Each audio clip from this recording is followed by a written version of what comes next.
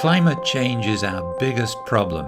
This podcast lays out some of the smartest fixes for climate change. My name is Matt, and this is Climate Solutions. Today, how big is your digital footprint? You're listening to me on a digital device. From an environmental point of view, you're feeling pretty good, right? You assume that listening to a podcast is better for the environment than printing out a blog post or buying a magazine printed on glossy paper. We didn't cut down any trees to print this or fuel any trucks to get it into your hands. By doing things virtually, such as buying and storing a book in the cloud, we emit less carbon dioxide compared to the physical world. Buying the book in the bookshop, that is. At least, that's what we think. But is that really true?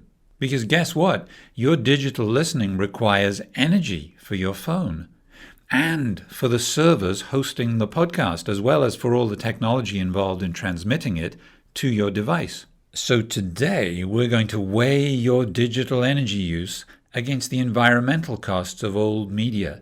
Keep listening to find out if you should still feel guilty. Don't worry. I'm also going to give you a checklist of things you can do to keep your footprint low, even if you use your phone to listen to the entire series of climate solutions. Which you should do, of course.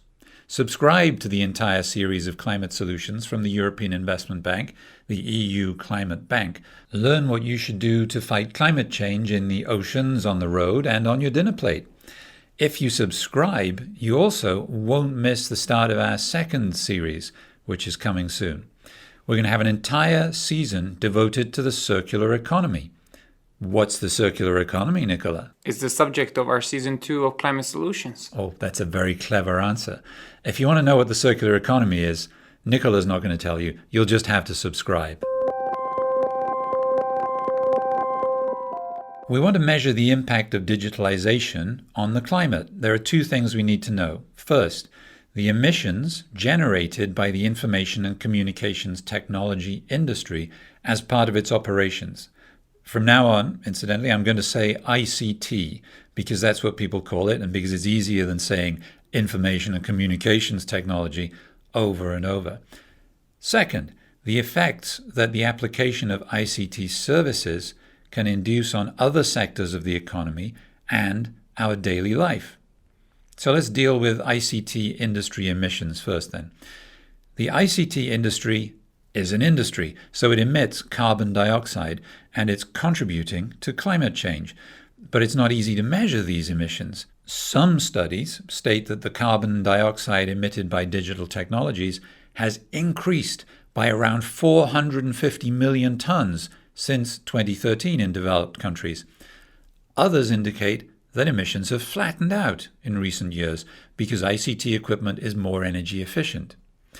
One thing we can say is that the ICT industry is already based on the use of electricity as the source of energy for its operations. So at least for its operations, it's already decarbonized and will be able to benefit from further improvements in the decarbonization of energy generation. At the same time, ICT is a key contributor to this decarbonization, which brings me to the second point, the use of ICT to reduce carbon dioxide emissions.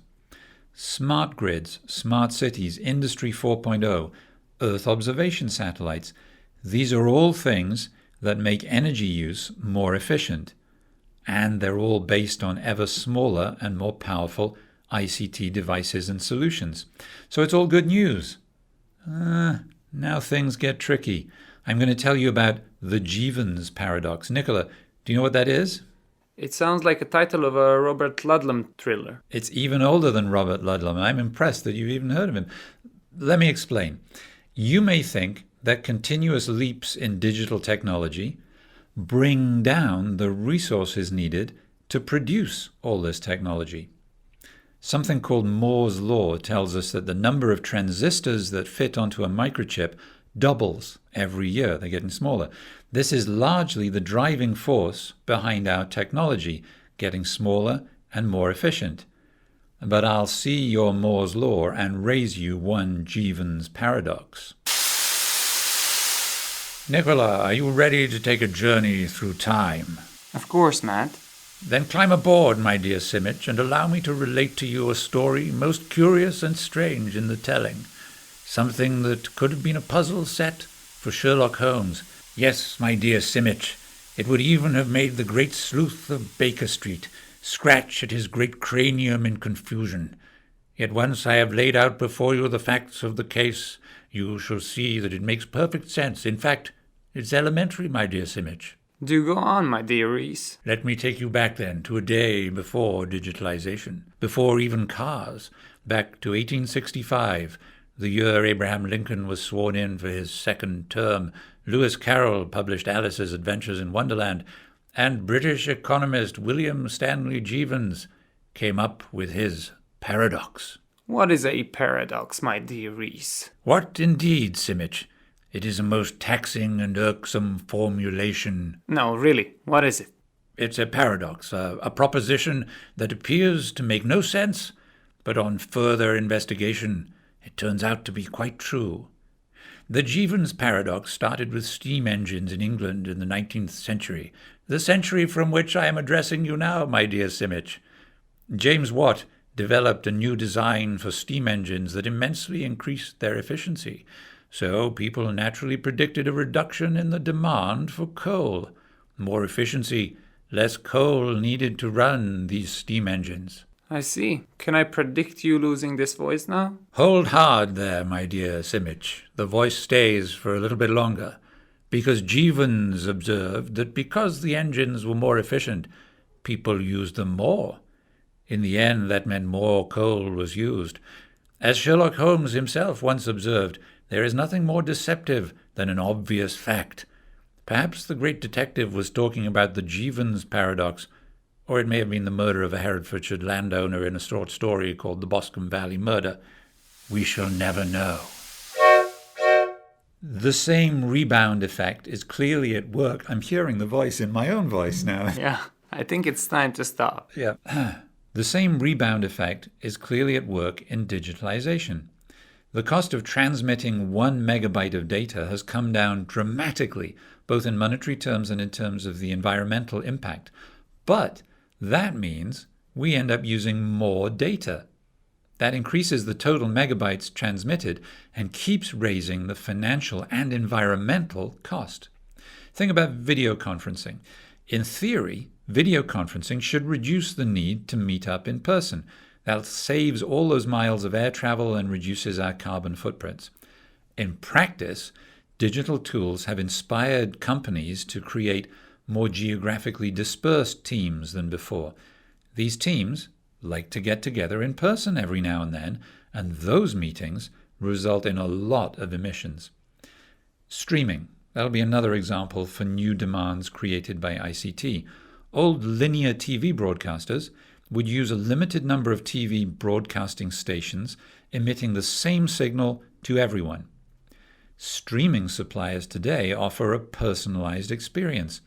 To deliver a good service without any latency or cuts, streaming providers are installing data centers across the world to store their content as close as possible to the final user. To distribute the signal to your device, there's an individual data stream from the data center to your living room, and this individual stream requires electricity over the telecommunications infrastructure. Feeling glum? No worries. Let's look at the benefits of digitalization. A recent report by the Global E-Sustainability Initiative of the ICT industry, I should point out, estimates that ICT could lead to the abatement of 1.34 gigatons of carbon dioxide in 2030, compared to what it would be if we carried on as we are. The report estimates that the emissions saved are 7 times the growth in the ICT sector's own footprint in the same period. Even so, does the industry need to clean up its act? Well, some of the market forces driving innovation in ICT, like the competition to produce smaller and cheaper products, also drive progress towards a smaller environmental footprint. Smaller processes require less material to produce, after all. Because they want to compete on price, companies are driven to look at life cycle cost, meaning that they're starting to focus on how much a certain product or solution costs to run, not just to buy. This will always include the energy costs. So ICT companies have an incentive to produce solutions for companies that use less energy. The new generations of fiber optic networks, or the fifth generation of mobile technology, 5G, are good examples of this. They're expected to include a large improvement in energy efficiency based on the amount of energy required to transmit a bit of data.